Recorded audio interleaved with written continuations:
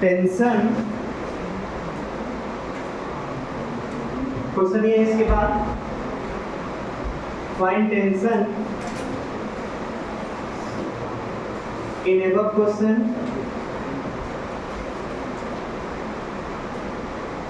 at horizontal level of string। क्या हुआ, calculate करिए कितना आएगा। फाइंड टेंशन, इसमें स्ट्रिंग में टेंशन इन स्ट्रिंग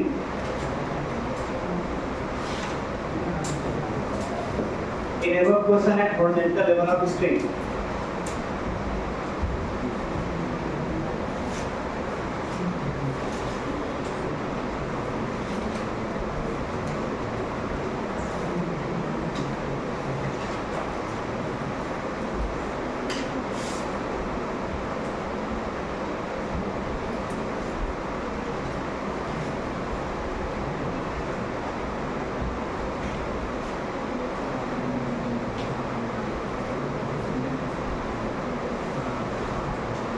यही है, हॉरिजॉन्टल लेवल पे स्ट्रिंग होगा तो वेलोसिटी यही होगा। टेंशन किधर लगेगा, सेंटर की तरफ P, और इसका अगर एफडी बनाया जाए तो mg नीचे लगेगा। mg तो वेलोसिटी के जस्ट अपोजिट है, मतलब ये टेंजेंशियल फोर्स कहलाएगा। क्लियर, वेलोसिटी के डायरेक्शन में फोर्स हो चाहे उसके अपोजिट हो, उन दोनों केस में वो फोर्स टेंजेंशियल फोर्स कहलाता है। और जो फोर्स सेंटर की तरफ लगेगा वही सेंट्रीपिटल फोर्स होगा, और सेंट्रीपिटल फोर्स इक्वल टू क्या होता है, mv²/r। mv²/r यहाँ पर जो है P इक्वल टू हो जाएगा, मास m है, अगर मास m हम लोग लेंगे तब, अब वेलोसिटी कितना हो जाएगा, √3gl का स्क्वायर, √3gl का स्क्वायर डिवाइडेड बाई स्ट्रिंग का लेंथ यहाँ पर दिया हुआ है, वही रेडियस है, यहाँ जाएगा 3mg।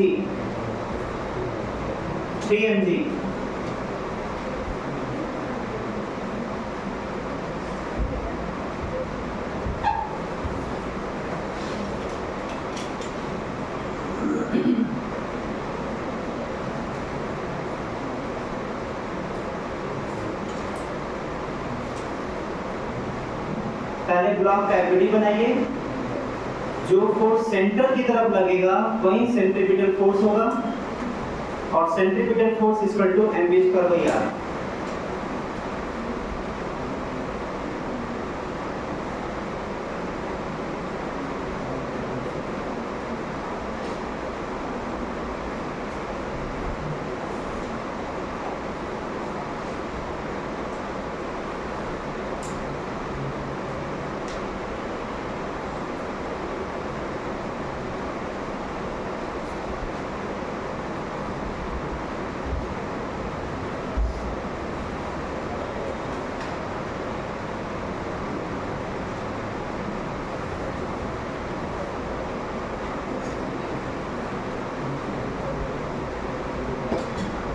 हो गया। अब देखिए इसमें जो है, अगर हम लोग कंडीशन रखा जाए, condition on velocity eight points A, B, C, D और E, कौन कौन से हैं अभी उसको हम दिखा देते हैं यहाँ पर। Condition on velocity at point, इन पांचों पॉइंट पर to complete vertical circular motion. वो पॉइंट कौन कौन से हैं जो यहाँ पर लिखवाए हैं, वही पॉइंट लिखेंगे हम यहाँ पर, फिर उसके बाद 60 डिग्री पर, हॉरिजॉन्टल लेवल पर, फिर वर्टिकल से 60 डिग्री, और सबसे हाईएस्ट पॉइंट पर।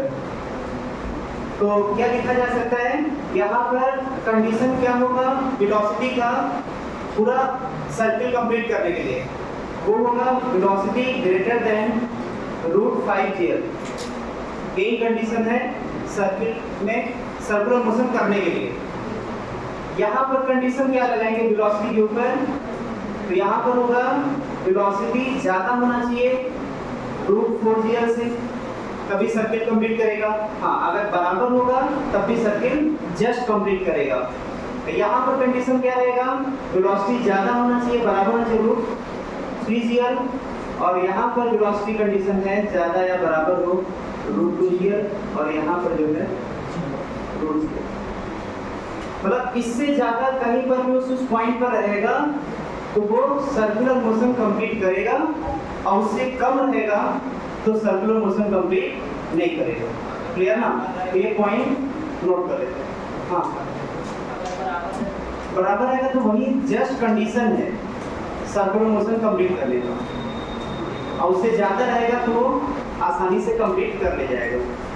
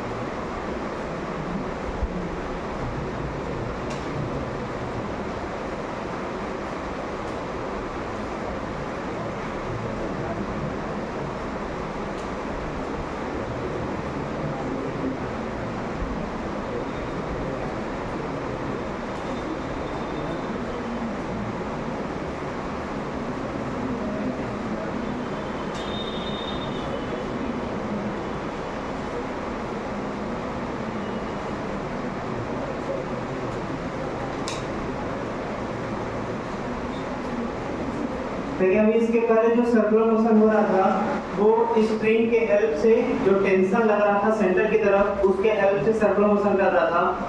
यहाँ पर जो ये पाथ बनाया जा रहा है ये वर्टिकल स्मूथ सरफेस है, मतलब ये प्रैक्टिकली देखा जाए तो ऐसा होगा कि इस तरीके का रास्ता होगा और ये सर्किल के फॉर्म में बना होगा। जो ये पाथ होगा, सरफेस होगा, वो सर्किल के फॉर्म में बना होगा।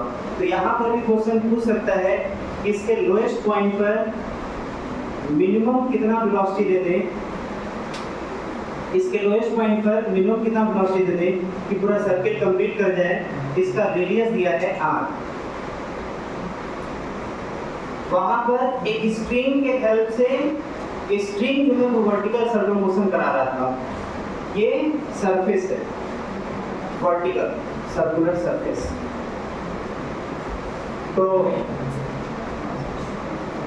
Find minimum velocity at bottom point to complete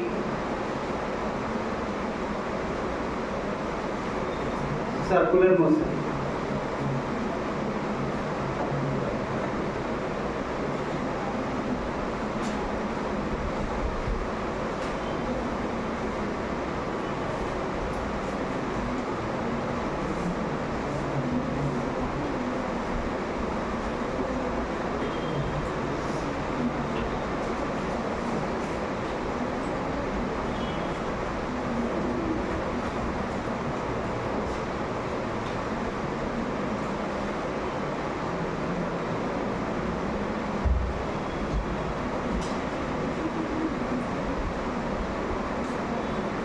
हो गया?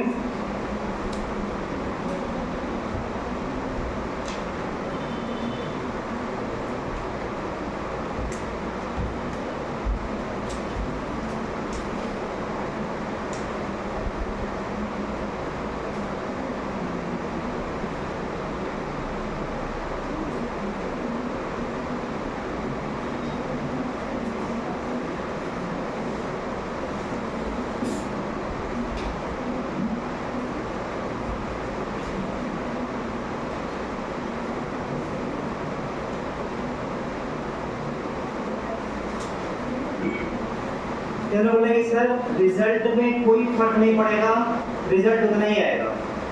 देखिए जैसे स्प्रिंग का केस लिए थे तो यहाँ पर सेंटर की तरफ सबसे लोएस्ट पॉइंट पर सेंटर की तरफ लगने वाला फोर्स वो टेंशन था क्या, वैसे जब और mg नीचे लग रहा था। जब इसका एफबीडी बनाएंगे तो यहाँ पर भी mg नीचे लगेगा और नॉर्मल फोर्स किधर लगेगा, नॉर्मल फोर्स सेंटर की तरफ लगेगा।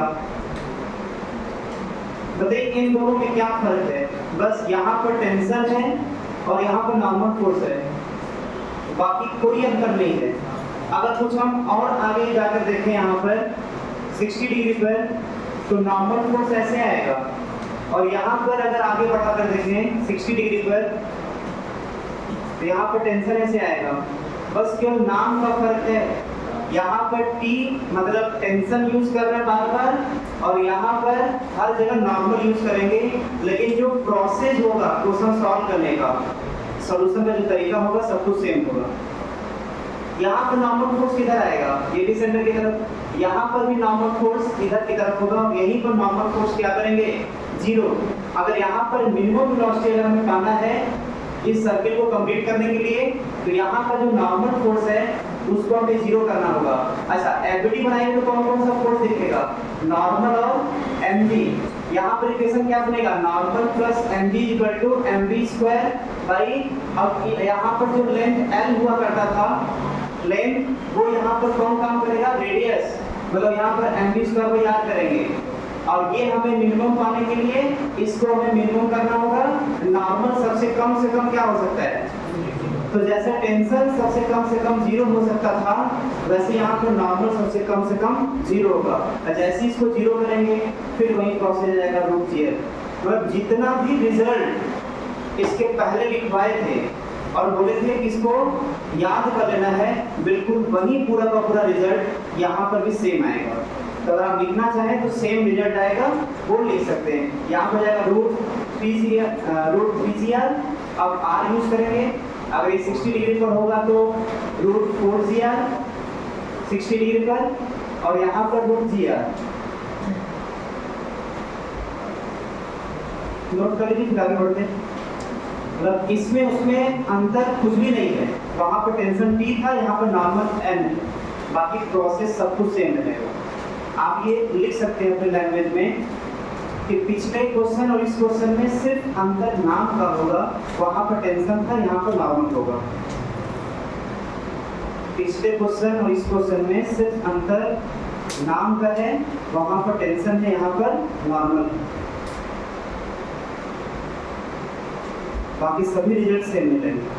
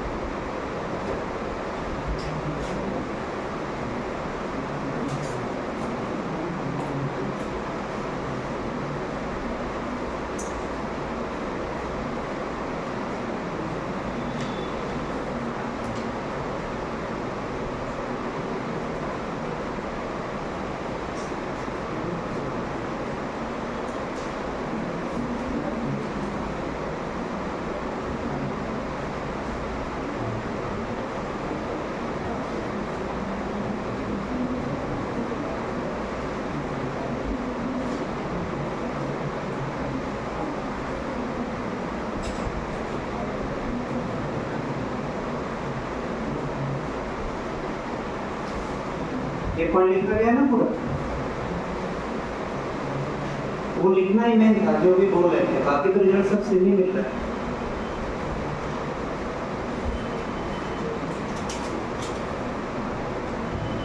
इधर देखना है, थोड़ा इधर ध्यान देना है।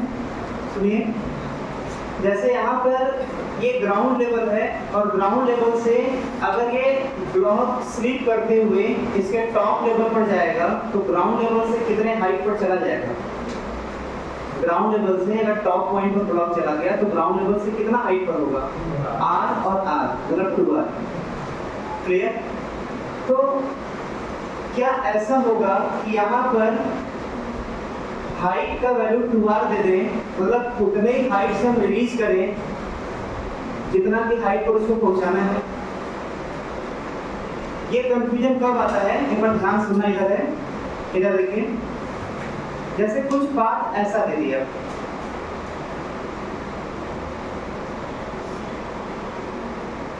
समझना ध्यान से, यहां से वो कंफ्यूजन आता है वहां पर क्वेश्चन में है क्या। अगर यहाँ पर अगर h हाइट से अगर हम लोग रिलीज करते हैं, ये पहुंचता भी है जहां पर सेम लेवल आता है h में।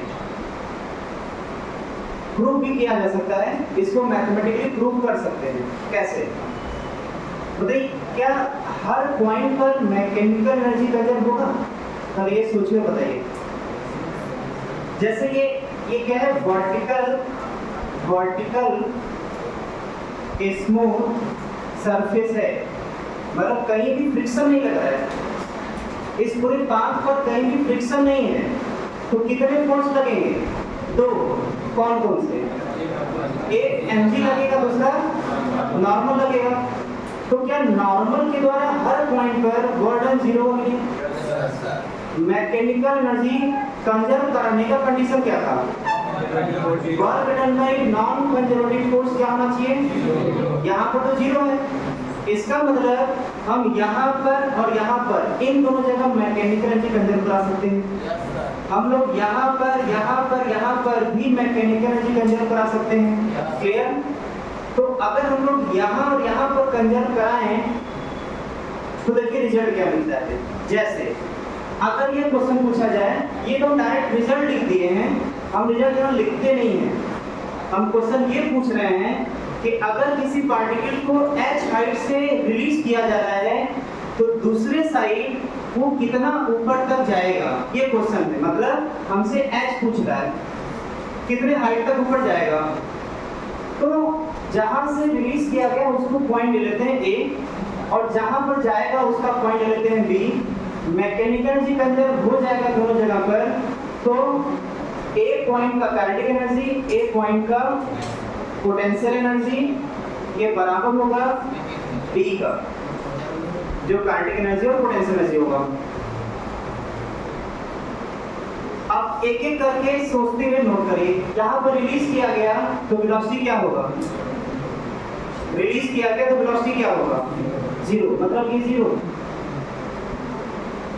ऐसा करते हैं, रेफरेंस लाइन हम यहाँ पर ले लेते हैं, पोटेंशियल एनर्जी जीरो, मतलब पोटेंशियल एनर्जी यूजी जीरो हो गया रेफरेंस पॉइंट पर। तो इसका पोटेंशियल एनर्जी क्या होगा? तो अगर रेफरेंस लाइन से ऊपर है तो पॉजिटिव में आता है पोटेंशियल एनर्जी, वो हो जाएगा mgh इक्वल टू, वो कब तक ऊपर की तरफ मूव करता जाएगा जब तक वो रुक न जाए। ये ऊपर की तरफ कब तक मूव करेगा? जब तक वो रुके ना, और जहां पर रुकेगा वहां वेलोसिटी क्या हो जाएगा? इसका मतलब B पॉइंट पर वेलोसिटी जीरो, तो काइनेटिक एनर्जी भी जीरो, और इसका जो पोटेंशियल एनर्जी होगा वो हो जाएगा mgh। mg से mg कैंसिल, यहां से जो h का वैल्यू है वो h के बराबर हो गया।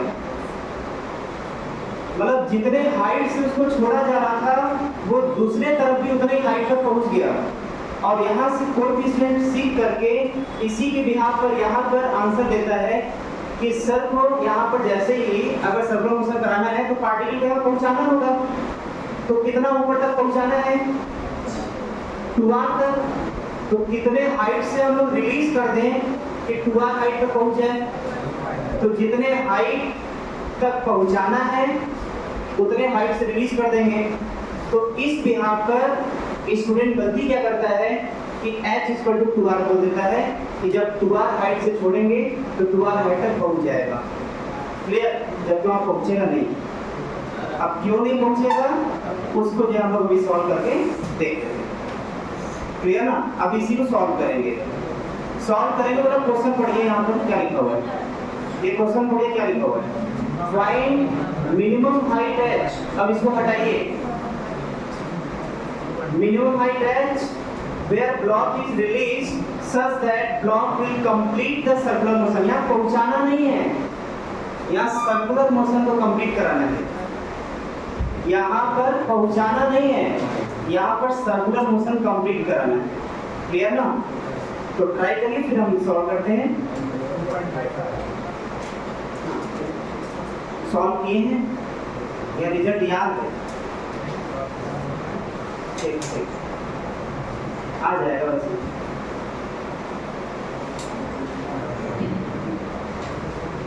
ये इसको समझाने के चक्कर में एक क्वेश्चन बन गया, तो जिस बच्चे को नोट करना है नोट कर सकता है। एक नया क्वेश्चन बन गया कि एच से छोड़ेंगे तो कहाँ तक जाएगा, एस तक जाएगा। बाकी ये क्वेश्चन सॉल्व करिए, आगे बढ़ो।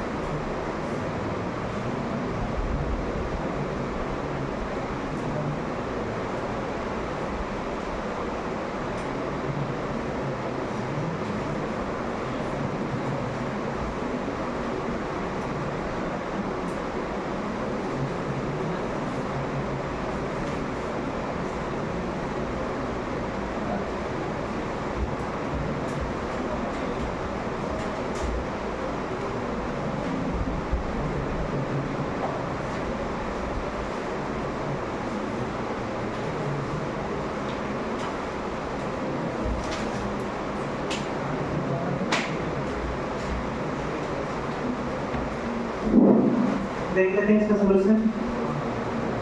देखिए यहाँ पर जैसे कितने हाइट से इसको रिलीज किया जाए कि वर्टिकल सर्कुलर मोशन कंप्लीट कर ले जाए, तो इस वर्टिकल सर्कुलर मोशन में एक रिजल्ट हमें पता है, सबसे हाईएस्ट पॉइंट पर जो मिनिमम वेलोसिटी होना चाहिए वो मिनिमम वेलोसिटी हमें पता है √gr। क्लियर ना?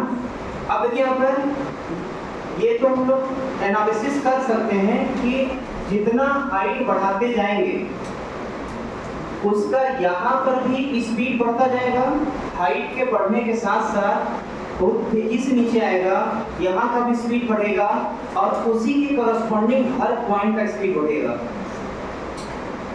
जैसे जैसे हाइट बढ़ाएंगे उसी कॉरस्पॉन्डिंग हर पॉइंट पर स्पीड बढ़ता जाएगा। लेकिन हमें ये पता है कि यहाँ पर मिनिमम कितना वेलोसिटी चाहिए सर्किल को कंप्लीट करने के लिए, वो मिनिमम वेलोसिटी है √gr। तो अगर ये मिनिमम वेलोसिटी यहाँ पर दे रहा है तो इसी के कॉरस्पॉन्डिंग हर पॉइंट पर जो जो वेलोसिटी आएगा वो मिनिमम ही आएगा उस पॉइंट पर, और उसी के कॉरस्पॉन्डिंग जो ये हाइट आएगा ये भी अपने आप में क्या आएगा, मिनिमम। मान लेते हैं वो हाइट h है जो अभी दिया हुआ है, तो उस हाइट h पर अगर पार्टिकल यहाँ तक आते आते ये वेलोसिटी गेन कर लिया, मतलब सर्किल कंप्लीट कर लिया, अगर इससे हाइट कम होता, जिस हाइट पर ये वेलोसिटी मिला अगर उससे हाइट कम होता तो ये वेलोसिटी मिलता नहीं और वो सर्किल कंप्लीट करता नहीं। क्लियर? और जैसे ही इस हाइट से ऊपर होता तो उसी कॉरस्पॉन्डिंग हर जगह स्पीड ज्यादा होता, यहाँ भी स्पीड ज्यादा आता और वो इस मिनिमम वाले से ज्यादा होने की वजह से वो मिनिमम नहीं कहलाता, वो मिनिमम से ज्यादा कहलाता क्योंकि हाइट बढ़ चुका है। क्लियर? इसका मतलब कि इस √gr पर जो ये हाइट आएगा वही मिनिमम हाइट कहलाएगा। तो ऐसा करते हैं हम लोग यहाँ पर और यहाँ पर डायरेक्ट मैकेनिकल एनर्जी कंजर्व करते हैं। क्लियर? देखते हैं क्या रिजल्ट आता है। यहाँ पर और यहाँ पर इसको पॉइंट मान लेते हैं A और इस पॉइंट को मान लेते हैं B। तो यहाँ पर मैकेनिकल एनर्जी कंजर्व कराने का मतलब इसका सम यहाँ पर और इसका सम यहाँ पर दोनों बराबर होगा। अब एक एक करके सोच करके सब वैल्यू पुट करिए। यहाँ से रिलीज किया जा रहा है क्या? ऐसा क्वेश्चन में लिखा हुआ है। अगर रिलीज किया जाएगा तो वेलोसिटी क्या होगा? इसका मतलब A पर काइनेटिक एनर्जी क्या होगा? 0। यहाँ पर पोटेंशियल एनर्जी, तो ऐसा करते हैं यहाँ पर हम लोग UG मतलब पोटेंशियल एनर्जी ग्रेविटेशनल वाला 0 मान लेते हैं रेफरेंस पॉइंट। और जब यहाँ पर पोटेंशियल 0 मान लिया तो यहाँ से कितना ऊपर है वो? H, और H ऊपर है तो लिखेंगे mgh। क्लियर? ये बराबर हो जाएगा, बताइए यहाँ ये कहाँ का काइनेटिक एनर्जी है? हाईएस्ट पॉइंट का। तो यहाँ हो जाएगा हाफ m और वो वेलोसिटी हो जाएगा रूट gr, इसका हो जाएगा होल स्क्वायर अब प्लस बताइए पोटेंशियल एनर्जी बी पॉइंट पर रेफरेंस लाइन से कितना ऊपर है? कितना ऊपर है? 2r। इसका मतलब हो जाएगा mg into 2r। क्लियर? अब यहाँ से इसको सिंपलीफाई करिए। h का वैल्यू आएगा गुणा भाग करके 5/2r। सॉल्व कर लीजिएगा, 5/2r आएगा। फास्ट नोट करिए।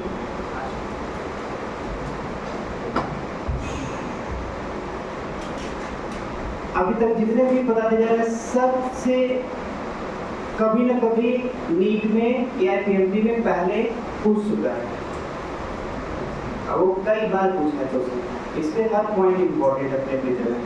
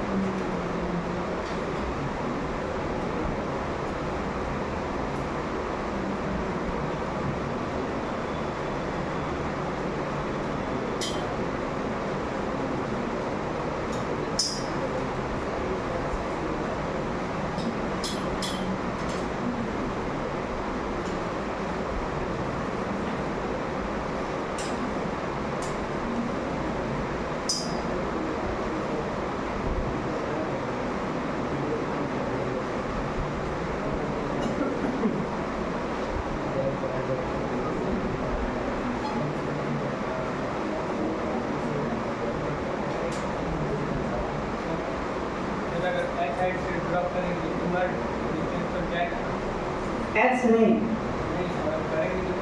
एच नहीं क्या?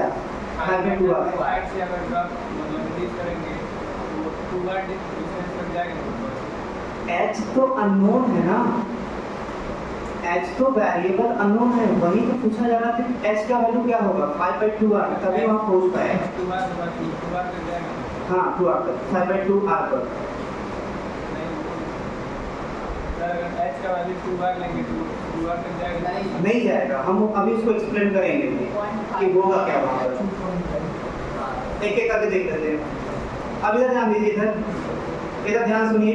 देखिए यहाँ पर अगर हाइट को ये तो 2.5 आ गया, मतलब हमें जो सोच रहे थे 2r से उसको रिलीज करने के लिए उसमें अभी 0.5r और जोड़ना पड़ेगा।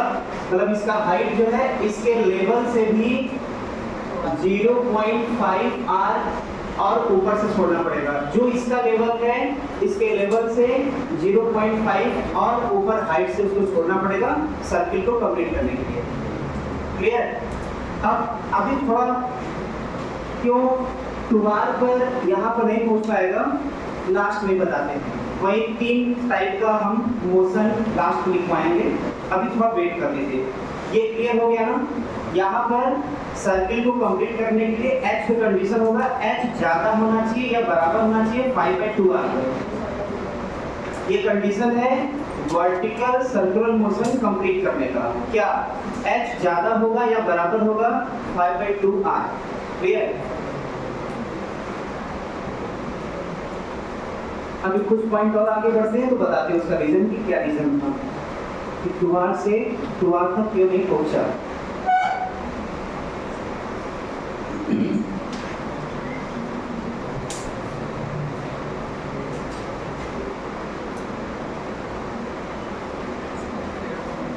हो गया।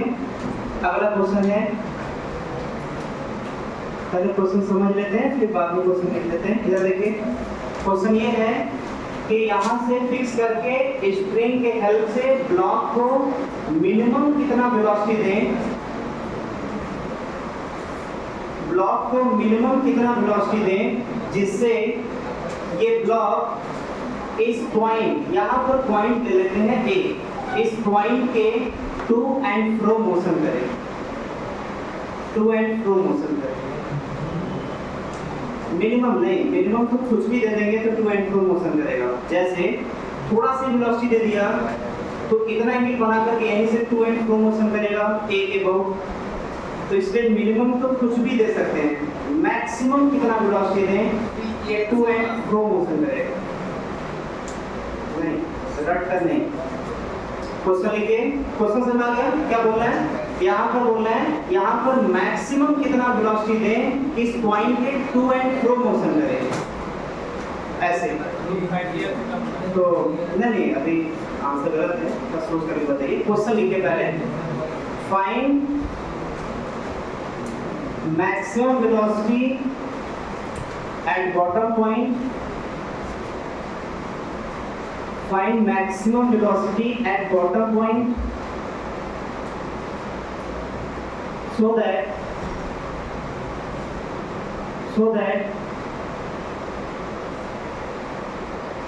block moves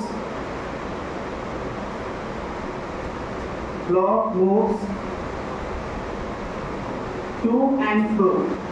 ये स्पेलिंग लिख लेंगे, to and fro about point A।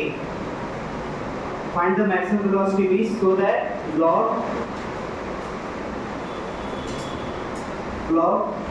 moves to and fro about point A।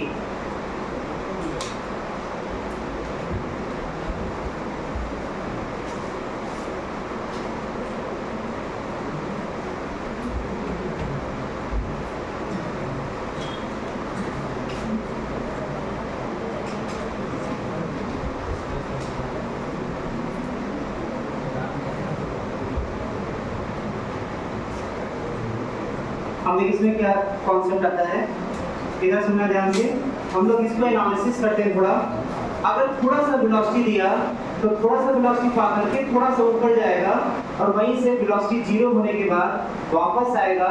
क्योंकि यहाँ से यहाँ तक आते थे वेलोसिटी गेन कर लिया तो फिर इस पार जाएगा, और जितना हाइट इधर गया था उतना हाइट इधर जाएगा। रीजन बताइए, जितना हाइट इधर जाएगा उतना हाइट इधर भी जाएगा, उसका रीजन क्या होगा?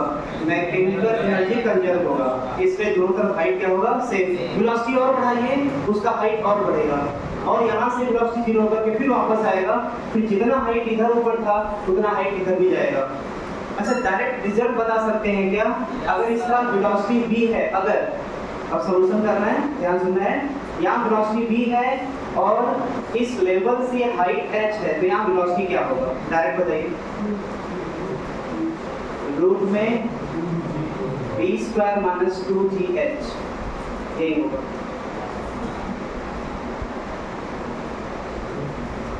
v square equal to u square plus minus 2gh। ये फॉर्मूला एप्लीकेबल तो नहीं है, लेकिन ट्रिक लगा सकते हैं याद करने के लिए। तो अगर ट्रिक लगाएंगे यहाँ वेलोसिटी क्या होगा, तो यहाँ से ये आ जाएगा। ये तरीका गलत है लेकिन रिजल्ट सही है। क्लियर? तरीका गलत है, रिजल्ट सही है। एक बार पहले बता चुके हैं क्यों गलत है। स्ट्रेट लाइन मोशन नहीं कर रहा, सर्कुलर मोशन कर रहा है। सर्कुलर मोशन में ये फॉर्मूला नहीं लगता जो इसके पहले लिखे थे। तो ये हमें रिजल्ट याद करना है, अगर जिससे टाइम हम बचा सकें तो ये रिजल्ट याद कर सकते हैं। ठीक है, अब यहाँ पर देखते हैं। तो ये कई कॉपी में साइड में लिख लीजिए, इसको मिटाने जा रहे हैं अभी, ये पता होना चाहिए। कल वाले में हिंट नहीं किए थे, वैसे कल वाले में भी स्टाइल क्वेश्चन था, वहाँ पे हिंट नहीं किए थे, आप यहाँ पर नोट कर लीजिए। जो हाइट होगा उस हाइट पर वेलोसिटी आ जाएगा। कई साइड में कॉपी में नोट कर लीजिए इसको।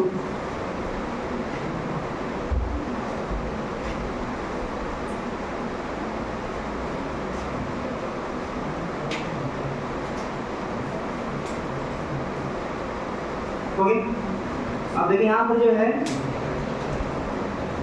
हमें यहाँ पर मैक्सिमम कितना वेलोसिटी दे दें जिसकी वजह से यहाँ पर वो टू एंड फ्रो मोशन करे, तो ये स्ट्रिंग जो है जब तक हॉरिजॉन्टल ना हो जाए, पर हम इतना वेलोसिटी दे दें कि ये स्ट्रिंग हॉरिजॉन्टल तक चला जाए, उस वेलोसिटी तक ये टू एंड फ्रो मोशन करेगा।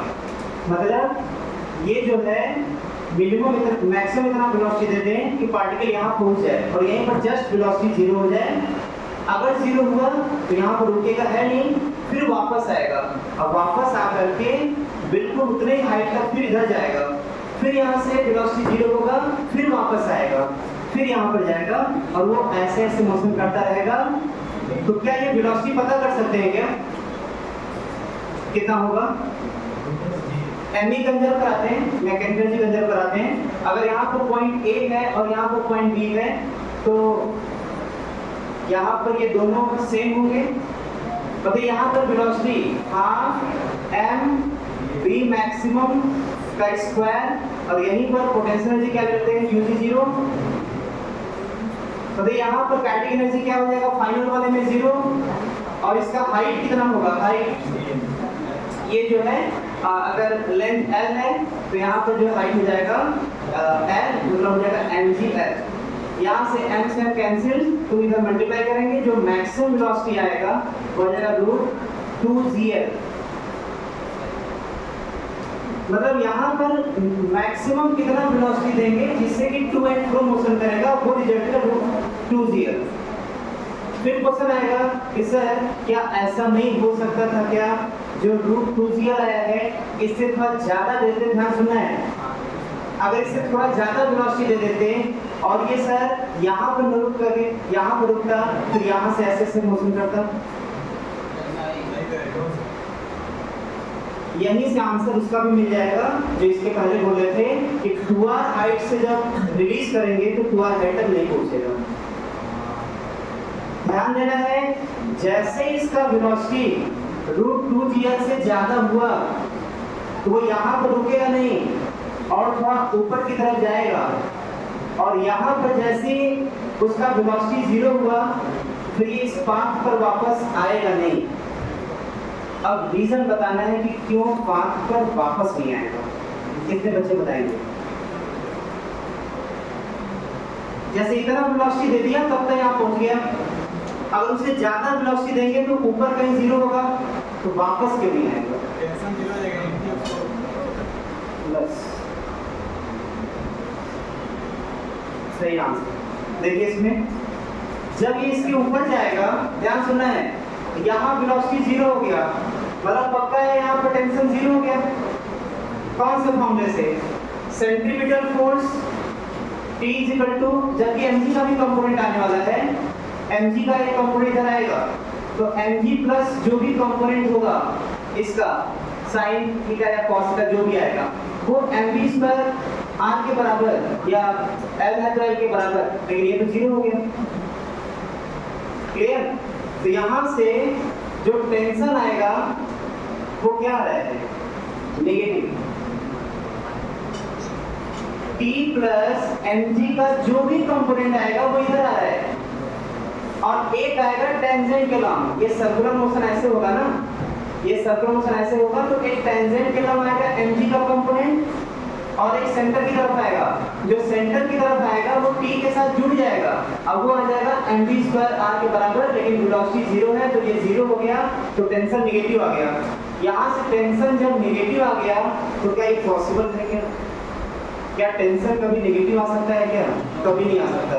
टेंशन कम से कम जीरो हो सकता है कभी 0 से कम नहीं हो सकता, मतलब नेगेटिव नहीं हो सकता, जबकि यहाँ पर नेगेटिव आ रहा है।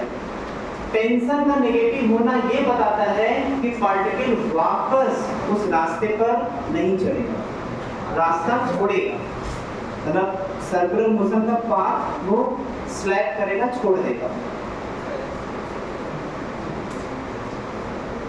क्या हो जो कंफ्यूजन पूछ सकते हैं, कोई कंफ्यूजन पूछ सकते हैं, सर्कुलर पाथ पर वापस आने के लिए सेंट्रीपिटल फोर्स चाहिए ना, वो यहाँ पर है ही नहीं, क्योंकि टेंशन नेगेटिव आ चुका है, इसलिए वापस नहीं आएगा।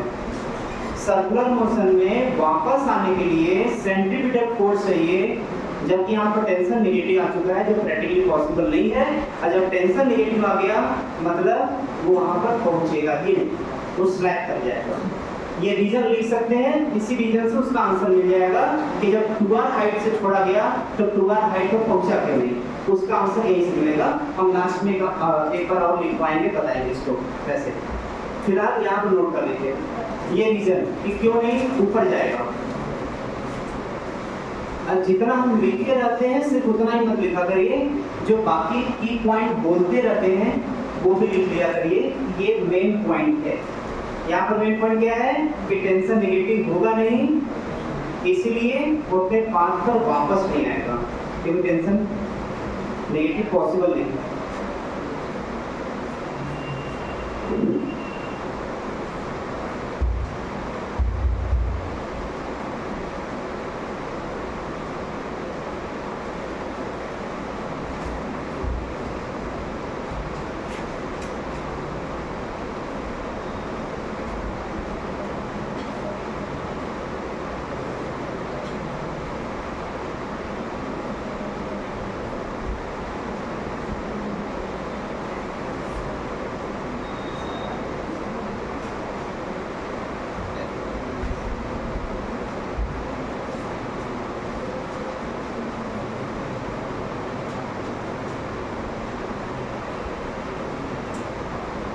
ये पॉइंट आप लिख दिए, टेंशन नेगेटिव मतलब वो पॉसिबल पाथ नहीं।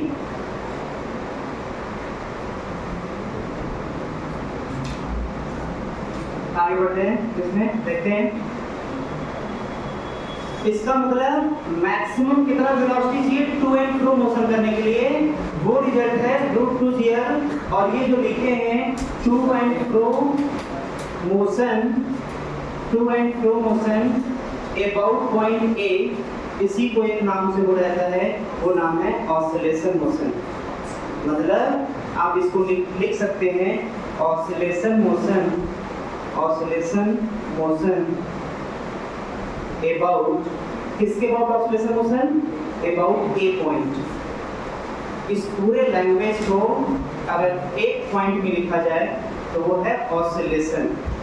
टू एंड फ्रो का हिंदी मतलब होता है आगे पीछे मोशन करना, एक पॉइंट के आगे पीछे मोशन करना, और इसी को फिजिक्स में बोलते हैं, डिफाइन करते हैं ऑसिलेशन के नाम से।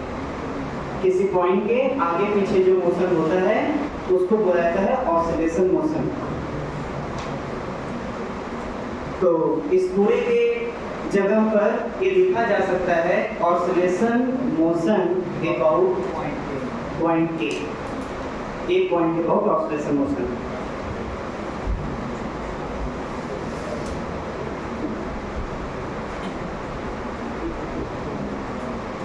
अभी तक जितना भी पॉइंट हम बताएं यहाँ पर, वहाँ से देखिए क्या क्या रिजल्ट मिल रहा है सर्कुलर मोशन को लेकर के।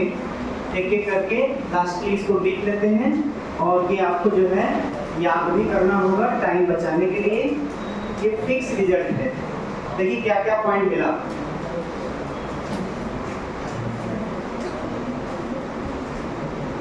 एक एक करके सुनिए इसमें। पहला पॉइंट, वेलोसिटी जब ग्रेटर देन इक्वल टू होगा 5gl तो कैसा मोशन होगा, नेचर ऑफ मोशन कैसा होगा। जब वेलोसिटी √5gl से ज़्यादा या बराबर होगा तो कंप्लीट, लिखते जाइए सर क्योंकि ये सब बता चुके हैं पहले का, कंप्लीट सर्कुलर मोशन। दूसरा जब वेलोसिटी कम होगा या बराबर होगा रूट जी एल के, ये जस्ट अभी लिखवाए हैं, रूट जी रूट 2gl से कम होगा तो मोशन कैसा होगा? Oscillation motion.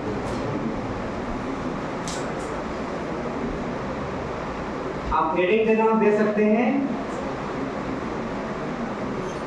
Path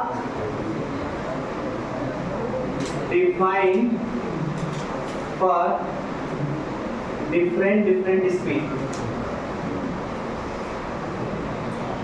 at bottom point.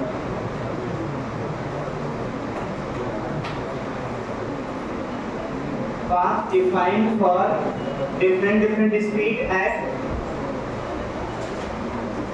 bottom point. ये bottom point का स्पीड है, ध्यान देना है, ये सभी वेलोसिटी bottom point का है। तीसरा, कौन सा कंडीशन में बाकी रह चुका है?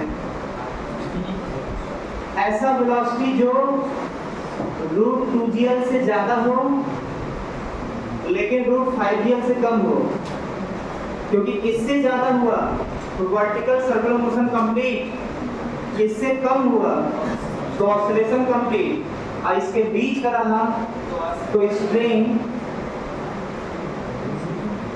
will slack and block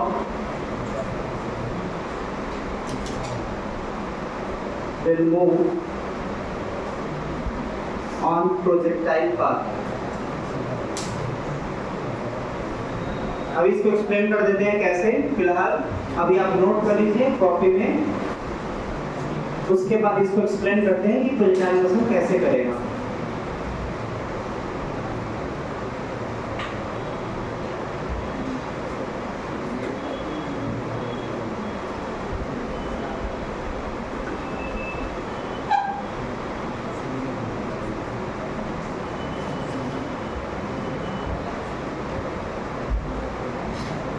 slag का मतलब हुआ कि स्ट्रिंग में टेंशन जीरो हो जाएगा, फिसल जाएगा। स्लैग जो लिखा हुआ है, स्ट्रिंग विल स्लैग का मतलब कि उसके अंदर जो टेंशन है वो जीरो हो जाएगा। स्ट्रिंग विल स्लैग, स्लैग का मतलब फिसल जाना, मतलब टेंशन जीरो हो जाना।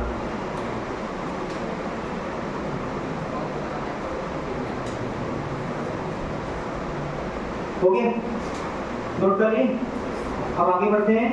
तो यहाँ पर अगर वो रूट 2gl से ज्यादा हुआ तो पक्का है जिसके हॉरिजॉन्टल लेवल से ऊपर कहीं जाएगा, और कहीं ऊपर जाते समय रास्ते में ही उसका टेंशन जीरो हो जाएगा। रुकेगा नहीं, रुकने से पहले ही टेंशन जीरो हो जाएगा।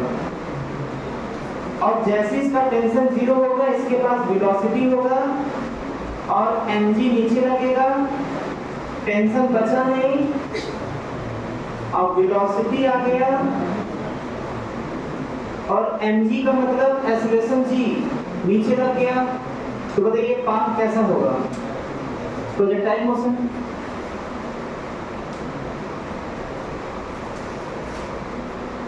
कैसे पता, ये क्वेश्चन आ सकता है दिमाग में, कैसे सब पता कि वेलोसिटी से पहले टेंशन जीरो हो जाएगा? ये भी तो क्वेश्चन हो सकता है। आप पूछेंगे तो हर क्वेश्चन हो सकता है साइंस में। ये कैसे प्रूव करेंगे कि सर वेलोसिटी से पहले टेंशन कैसे जीरो हो जाएगा? इसका आंसर है, हाँ बताइए। क्योंकि वेलोसिटी अगर जीरो होगा तो टेंशन नेगेटिव आ जाएगा। बस यही आंसर। इसके पहले जस्ट प्रूव किए थे कि वेलोसिटी जब जीरो था तो टेंशन नेगेटिव था। तो टेंशन नेगेटिव तब हो रहा है जब वेलोसिटी जीरो आ रहा है। इसका मतलब टेंशन पहले कहीं जीरो हो गया होगा जब वेलोसिटी उसके पास रहा होगा। ये इसका रीजन है। तो हमें रटना कुछ भी नहीं है, हर पॉइंट के पीछे कुछ न कुछ लॉजिक है, वो हमको समझते चलना है, रटना नहीं। और जैसे टेंशन जीरो हुआ, वेलोसिटी उसके पास है, तो इसका पाथ ऐसा कुछ हो जाएगा। प्रोजेक्टाइल पाथ वहीं हम वहाँ पे लिखे हुए हैं।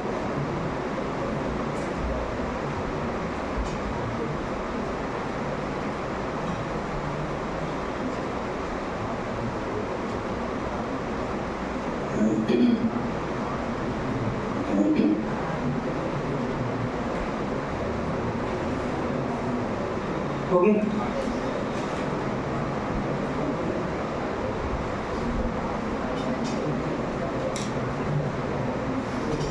ये लिख लिया ना कि पहले टेंशन जीरो होगा, वेलोसिटी से पहले टेंशन जीरो होगा। रीजन क्या लिखे हैं? क्योंकि वेलोसिटी जब जीरो था तो टेंशन नेगेटिव था। इसका मतलब कि टेंशन तब जीरो हुआ होगा जब वेलोसिटी के पास कुछ रहा होगा। और जब टेंशन जीरो तो वो केवल mg फोर्स लगेगा, मतलब अंडर ग्रेविटी मोशन होगा, इसलिए कुछ डायमेंशन करेगा। आगे बढ़ते हैं इसमें, लास्ट इसी से रिलेटेड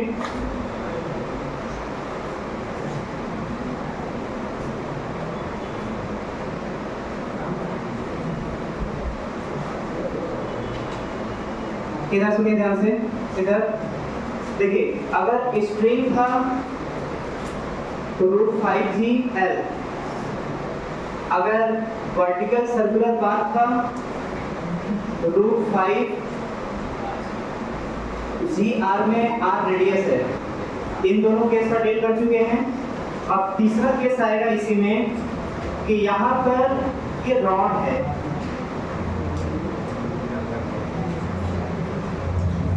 लाइट रॉड है,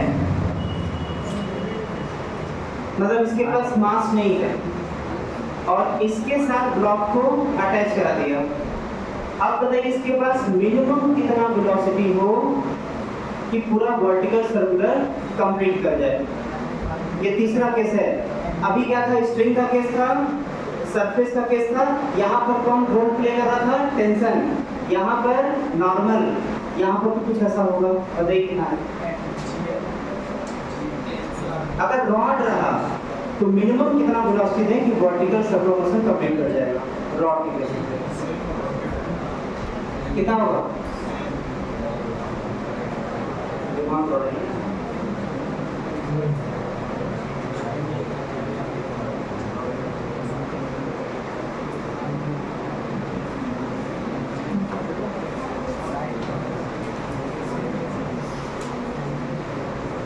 मत दौड़ाइए, हम दौड़ाते हैं, देखते हैं।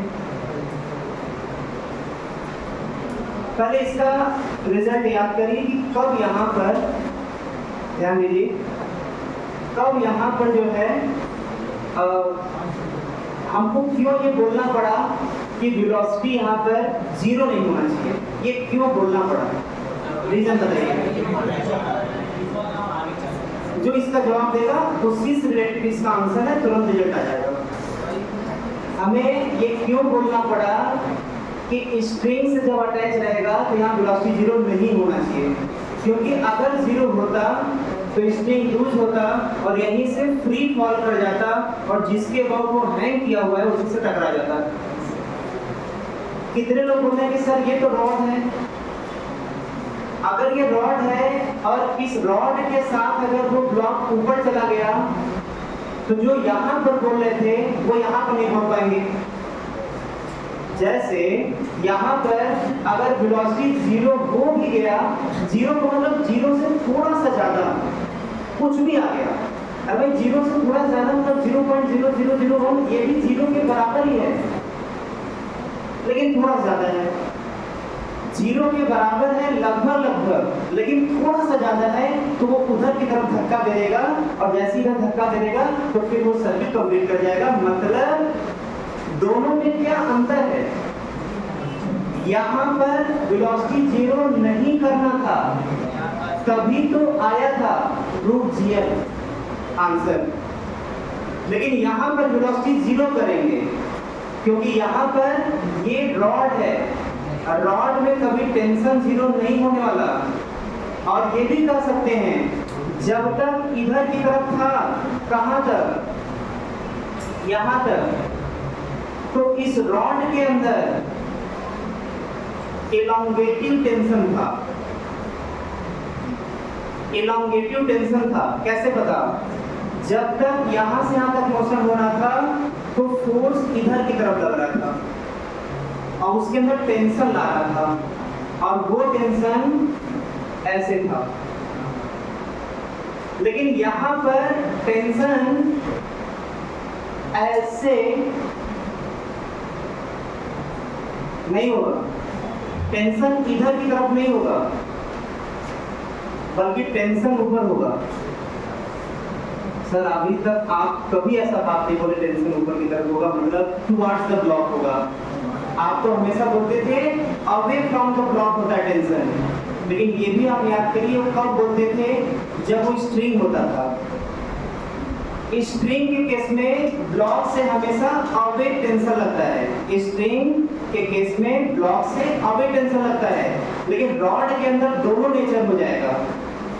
रॉड के अंदर, इसके अंदर दोनों नेचर है। अगर इसको ऐसे खींचेंगे इसके अंदर टेंसाइल टेंशन आएगा, मतलब टेंसाइल मतलब इलॉन्गेटिव टेंशन आएगा। और जब इसको ऐसे प्रेस करेंगे ऐसे ऐसे तो इसके अंदर फिर कभी भी टेंशन आएगा, लेकिन वो टेंशन कंप्रेसिव टेंशन होगा। क्लियर? तो जब तक यहाँ से यहाँ तक मोशन है तो टेंसाइल टेंशन आएगा, मतलब इलॉन्गेटिव टेंशन आएगा, और यहाँ से यहाँ तक में कंप्रेसिव टेंशन आएगा। और शायद कोई भूले भटके ये भी पूछ सकता है कि इसके टॉप लेवल पर टेंशन कितना होगा, तो बोलेंगे mg के बराबर होगा। यहाँ पर वेलोसिटी 0, और जब ब्लॉक का वेलोसिटी 0 मतलब रेस्ट में तभी कोई पार्टिकल होगा जब टेंशन और mg दोनों बराबर होंगे। तो यहाँ पर टेंशन भी पूछ सकता है, वो mg के बराबर होगा। मिनिमम वेलोसिटी यहाँ पर कितना आएगा टॉप लेवल पर? √gl नहीं, 0 आएगा। तो यहाँ वेलोसिटी कितना आएगा? √4gl है, वही 2√gl। क्या आएगा? यहाँ पर A, यहाँ पर B। अच्छा मैकेनिकली कंजर्व होगा क्या? एमी कंजर्व होगा A और B पर कंजर्व होगा। कंजर्व कराते हैं A पर और B पर। क्लियर? तो यहाँ पर काइनेटिक एनर्जी क्या होगा स्टार्टिंग में? हाफ m मिनिमम वेलोसिटी, यहीं पर रेफरेंस 0 ले लिया, फिर ये 0। यहाँ पर पोटेंशियल कितना होगा? mg12। और यहाँ पर काइनेटिक एनर्जी क्या होगा? 0, क्योंकि जस्ट वहीं तक पहुँचाना ही है। जब वहाँ पहुँचाना है तो काइनेटिक एनर्जी 0 हो जाएगा, इसका मतलब ये 0। यहाँ से इसको सॉल्व कर लीजिए, जो v मिनिमम आएगा वो आ जाएगा √4gl। मतलब जो रिजल्ट आप याद कर रहे थे √5gl या √5gl, वो सिर्फ और सिर्फ दो केस में सही होगा। एक स्ट्रिंग होगा तब, या वर्टिकल पाथ होगा तब। रॉड का केस आएगा तो तुरंत यहाँ पर रिजल्ट वैल्यू थोड़ा कम हो जाएगा और वो आएगा √4gl। तो रिजल्ट में थोड़ा फर्क है, आप नोट कर लीजिए। फिर आगे बढ़ते हैं।